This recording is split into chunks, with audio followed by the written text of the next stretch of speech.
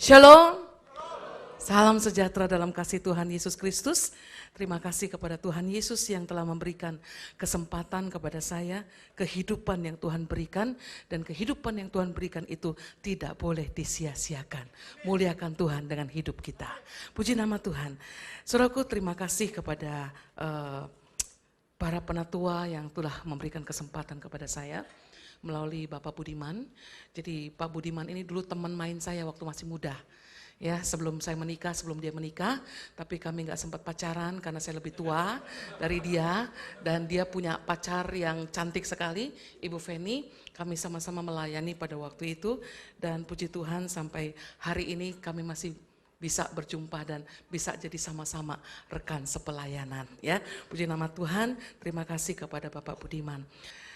Saudaraku, saya mendapatkan anugerah yang luar biasa dari Tuhan dan anugerah itu terus berjalan mulai dari tahun 2000 sampai hari ini, saudara. Setiap tahun saya kena kanker, itu adalah anugerah. Sebab dengan kanker Tuhan bawa saya keliling dunia. Dengan kanker Tuhan bawa saya, Tuhan jadikan saya seperti ikan hiu yang berenang ke lautan luas, kemana Tuhan perintahkan saya untuk pergi. Jadi kalau saudara mau keliling dunia gratis, minta kanker sama Tuhan, pasti dikasih. Di tahun 2013 terakhir saya kena kanker dan kanker itu kanker yang sangat udah stadium yang paling tinggi. Jenis kankernya tinggi, stadiumnya sih 2B. Untuk stadium 2B itu kesempatan hidup 5 tahun itu cuma 40%. Tapi justru Tuhan bikin saya lebih sehat dari sebelum saya kena kanker. Lebih sehat dari sebelum saya kena kanker dan tahun 2015 ini Tuhan izinkan saya untuk saya keliling Eropa, keliling Amerika, bahkan ke Cina. Hanya untuk menceritakan bahwa Tuhan Yesus itu hidup dan berkuasa. Puji nama Tuhan, saudara. Ya. Nah, saudaraku yang dikasih oleh Tuhan, apa yang saya alami, saya juga ingin bagikan kepada banyak orang. Sebab, saudaraku, penyakit yang paling in sekarang, penyakit yang paling tren sekarang adalah kanker. Kalau ditanya, kenapa lo gak ke gereja? Gue sakit. Sakit apa? Pilek, batuk, cemen. Pilek, batuk aja udah gak ke gereja. Ya, cemen saudara, sakit jantung masih di bawah. Stroke masih di bawah. Tapi sekarang kanker lagi tren. Bahkan kalau ditanya, lu sakit apa? Gue dong kena kanker. Bangga punya kanker saudara. Sehingga saya kemana-mana seminar tentang kanker, saudaraku. Dan bukan cuma seminar tentang kankernya, tetapi saya juga sampaikan firman Tuhan bahwa Tuhan di atas segala kanker. Ya. Nah, saudaraku, pada sesi 2 ini saya akan sampaikan firman Tuhan dengan tema Divine Healing atau kesembuhan ilahi. Ada satu pertanyaan yang besar sekali yang sering kita pertanyakan. Ada misteri, 3 misteri yang terjadi dalam hidup kita. Pertama sakit penyakit, kedua sembuh, ketiga mati. Semakin kita cari jawaban, semakin kita tidak temukan jawaban. Bahkan semakin kita jauh dari jawaban. Itu sebabnya saya menulis dalam buku saya, kalau kita bertanya kenapa begini, kenapa begitu, kita semakin tidak mendapatkan jawaban. Tapi carilah jawaban lewat firman Tuhan. Bahwa Allah hidup dan tidak ada yang mustahil bagi Tuhan. Itulah jawaban. Nah, saudaraku yang dikasih oleh Tuhan, mari sama-sama kita buka Alkitab kita. 1 Petrus pasal yang kedua. 1 Petrus pasal yang kedua, ayatnya yang ke-24. 1 Petrus 2, ayatnya yang ke-24. Saudara baca dulu sendiri. Kalau saudara yakin dengan ayat firman Tuhan ini, dan saudara sangat-sangat membutuhkan ayat ini hidup di dalam saudara, dan menghidupkan saudara. Saudara baca dengan segenap hati saudara, dan saudara aminkan. Ya, saudara baca lebih keras dari saudara marahin tukang parkir. Ya, lebih keras dari saudara marahin pembantu saudara. Itu tidak akan menjadi garam, tidak menjadi terang. Tapi kalau saudara baca firman Tuhan dengan keras, iman timbul dari pendengaran. Pendengaran akan firman. Saudara harus mengalami dulu pengalaman iman bersama dengan Tuhan. Lewat firman yang saudara baca. Yuk 1 Petrus 2 ayat yang ke-24. 2, 3. Ia sendiri telah memikul dosa kita di dalam tubuhnya di kayu salib, supaya kita yang telah mati terhadap dosa hidup untuk kebenaran. Oleh bilur-bilurnya kamu telah sembuh. Amin. Saudara mungkin datang ke tempat ini, saudaraku, ada yang sakit secara tubuh. Sakit jantung lah, darah tinggi lah, diabetes lah, kanker lah, atau apalah. Tapi mungkin juga saudara datang tidak dengan sakit tubuh, tapi rumah tangga saudara sakit. Keluarga saudara sakit. Usaha pekerjaan saudara sakit. Ya. Beberapa aspek dalam hidup saudara sakit. Atau mungkin anak-anak saudara sakit. Anak-anak saudara memberontak. Dan saudara tidak tahu di mana dia saat ini. Saudara tidak tahu bagaimana masa depan anak saudara. Ya. Rumah tangga saudara ada di ambang kehancuran. Keluarga saudara tercerai-berai.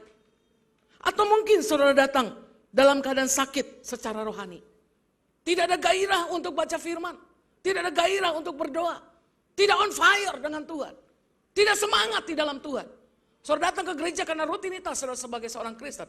Tapi ketika engkau datang, engkau masuk ke dalam rumah Tuhan, tidak ada sukacita yang meluap-luap. Tidak ada rasa syukur yang meluap-luap. Kenapa? Anda kecewa dengan Tuhan. Dan saudaraku yang dikasih oleh Tuhan, pada hari ini saya mau bawa kabar baik. Pada hari ini saya mau bawa kabar sukacita. Bukan datang dari manusia, bukan datang dari dunia. Tapi kabar sukacita ini datang dari Tuhan. Apapun penyakit saudara, hari ini dia ada di sini. Dan dia berkata, oleh bilur-bilurnya, kamu telah sembuh. Amin. Kamu telah sembuh. Ini bukan sedang dikerjakan. Ini bukan akan dikerjakan. Tapi firman Tuhan katakan, kamu telah sembuh. Amin. Apapun penyakit saudara. Kita harus berani memperkatakan firman Tuhan. Sebab firman Tuhan itu hidup dan menghidupkan.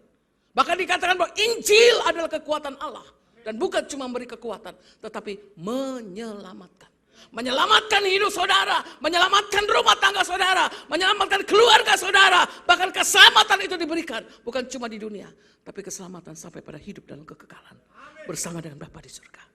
Nah saudaraku yang dikasih oleh Tuhan. Apakah kesembuhan ilahi itu masih terjadi? Apakah kesembuhan ilahi itu masih ada? Saya mau katakan masih ada. Buktinya saya. Saudara, ini asli loh saudara. Ini bukan penampakan saudara. Dari tahun 2000 sampai dengan 2013, setiap tahun saya kena kanker. Setiap tahun saya ke ruang operasi untuk pengambilan kelenjar tumor. Kelenjar tumor. Tapi dari tahun 2000 sampai dengan 2013, 3 kanker besar yang hampir merenggut nyawa saya. Yang pertama tahun 2005 seperti Pak Budiman tadi katakan, itu kanker besar saya yang pertama. Kanker payudara sebelah kanan. Itu sudah 1 tahun, maaf, puting saya berdarah seperti air keran yang dibuka. Bahkan ketika saya khotbah itu tembus di baju saya. Saudara. Tapi saya masih menggunakan iman saya dalam nama Yesus, dalam nama Yesus. Tapi ternyata Tuhan ajar saya tentang iman lewat kanker itu. Dan nanti saya akan sampaikan. Nah saudaraku, dan dokter katakan bahwa saya itu sudah saya pergi ke dokter, dokter katakan, tadi saya udah gak mau ke dokter, tapi kan teman saya paksa untuk ke dokter, saya pergi ke dokter, dan dokter katakan 99% eksim, 1% kanker. Wah harapan saya tinggi, ini bukan kanker. Saya biarkan saudaraku, sampai akhirnya, karena itu darah sudah mengucur seperti keran yang dibuka.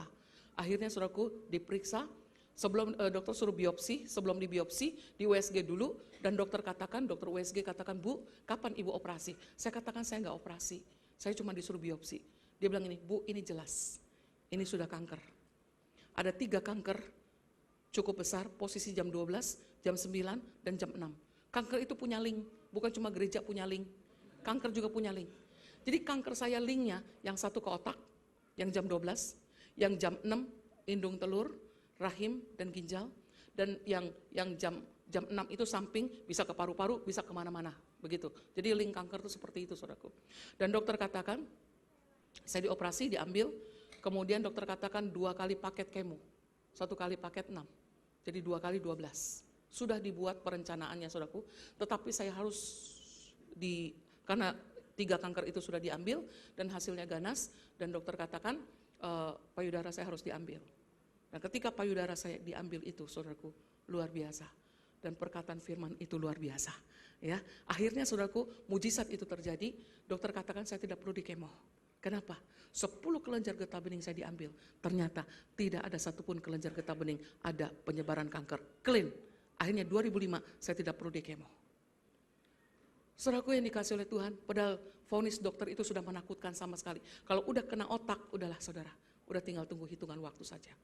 Tetapi saya percaya apa kata dokter, tapi saya lebih percaya apa kata Tuhan. Apa yang mustahil kata dokter, tidak mustahil bagi Tuhan. Ini bukti saya masih hidup. Tahun 2012 saya kena kanker lagi yang besar, serviks. Dokter katakan 90% saya lumpuh. Setelah saya dioperasi, rahim saya dibuang, saya akan lumpuh. Kenapa saya lumpuh? Karena rahim saya nempel dengan kandung kemih. Untuk rahim saya diambil, nggak mungkin kandung kemih diambil. Jadi untuk mengambil rahim saya, itu harus dipisahkan dulu antara kandung kemih dengan rahim. Dan itu ada syaraf-syaraf yang sangat sensitif. Dan itu pekerjaan yang sangat berat buat dokter. Akhirnya tadinya saya harus dioperasi di rumah sakit Bunda, akhirnya dokter tidak sanggup, lalu saya dirujuk ke RSM Kencana, rumah sakit swasta, ditangani oleh 10 dokter. Dan mujizat terjadi sekali lagi. Akhirnya last minute mau operasi, dokter katakan rahim saya tidak perlu dibuang. Dan apa yang terjadi saudaraku, saya tidak lumpuh, 1 minggu setelah operasi, saya pelayanan di Amerika 1,5 bulan. Dan sampai sekarang tidak terjadi pendarahan. Apa yang tidak mungkin menjadi mungkin. Amin. Tahun 2013, November, saya kena kanker lagi. Dan tingkat kanker saya itu saudaraku makin tinggi. 3 negatif, anti HER2. 3 negatif itu artinya kanker yang tidak ada obatnya. Seperti orang minum antibiotik udah restan. Ya, saya udah gak kena lagi dengan obat. Jadi sampai detik ini saya gak minum obat. Dan dokter katakan bahwa saya tinggal tunggu waktu. Dan sampai sekarang Tuhan belum panggil saya. Kesempatan hidup saya 5 tahun dari tahun 2013 itu 40% kesempatan saya hidup. Tapi sampai sekarang saya belum dipanggil Tuhan. Bahkan kalau saya antar teman saya ke dokter, dokternya bilang begini, ibu masih ada. Kurang ajar kan tuh dokter, saudara? Luar biasa, saudara. Ya saya belum dipanggil Tuhan. Karena saya keburu dipanggil di sini sama Budiman. Dan saudaraku yang dikasih oleh Tuhan. Jadi saya mau katakan, mau pastikan kepada saudara, bahwa kesembuhan ilahi itu masih ada. Yang percaya katakan amin. Tuhan tidak pernah berhenti dengan kuasanya. Dia terus bekerja, dia terus bekerja. Tujuannya bukan untuk saudara sembuh. Tapi tujuannya untuk menguatkan iman saudara kepada Tuhan. Itu yang jauh lebih penting.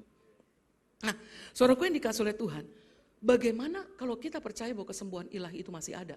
Bagaimana cara kesembuhan ilahi itu terjadi? Ya. Bagaimana kesembuhan ilahi itu terjadi?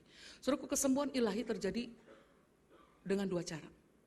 Yang pertama, dengan cara non-medis. Dengan cara non-medis itu artinya apa? Pertama, kesembuhan secara langsung. Otomatis, tiba-tiba. Contohnya, saudaraku, saya pernah membaca buku tentang Smith Wigglesworth. Dia itu adalah seorang tukang betulin ledeng, saudaraku. Ya. Tapi dia aktif melayani. Satu waktu, saudaraku, ketika dia mau betulin ledeng di satu rumah, dia sedang berjalan, lalu Roh Tuhan bicara dalam hati dia. Smith, kamu berhenti di situ. Ketika dia berhenti, dia lihat keliling, ada apa? Oh, ada toko sepatu, saudara. Tuhan bilang, kamu masuk ke toko sepatu. Tuhan, saya mau betulin ledeng, bukan mau beli sepatu. Masuk. Smith taat, dia masuk. Ketika dia masuk, dia jalan di lorong-lorong itu, saudaraku. Tuhan bilang, kamu berhenti di situ. Ketika dia berhenti di situ, Tuhan bilang, kamu ambil sepatu warna ini, nomor sekian. Tuhan, kaki saya nggak nomor sekian. Bukan buat kamu, pokoknya ambil aja. Dia ambil, saudaraku, lalu dia jalan. Ketika dia jalan lagi, di muka rumah, Tuhan suruh berhenti lagi. Ketika dia berhenti, saudaraku, kemudian Tuhan bilang, kamu masuk ke rumah itu. Ada satu rumah, pintunya terbuka. Waktu dia masuk, saudaraku, dia lihat, ada seorang bapak, dia duduk di atas meja. Ya seperti ini, dia duduk di atas meja. Pada waktu dia lihat, ternyata bapak itu cacat. Kaki kirinya itu pendek sebelah, bukan ketekuk begini, saudaraku, tapi benar-benar pendek sebelah. Saya nggak tahu apakah cuma sampai pangkal paha, atau yang ininya hilang, atau yang ini saya nggak tahu, buku itu tidak menceritakan. Saudara, lalu Roh Kudus bilang begini, pakaiin sepatu itu ke dia.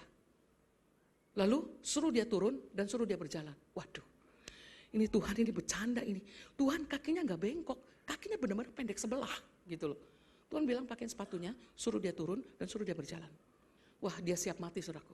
Tapi Smith juga manusia, takut mati juga kali, saudara. Dia bilang gini, Pak, maaf, Roh Kudus suruh saya, katanya gitu. Roh Kudus suruh saya pakaikan sepatu ini, setelah pakai sepatu, Bapak turun, lalu Bapak jalan. Tapi memang kalau Tuhan yang suruh, Tuhan sudah atur semuanya. Ya.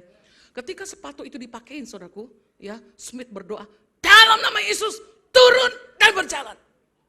Bapak ini bergerak, dia angkat pantatnya, dia turun, waktu dia turun agak lompat sedikit, tiba-tiba terdengar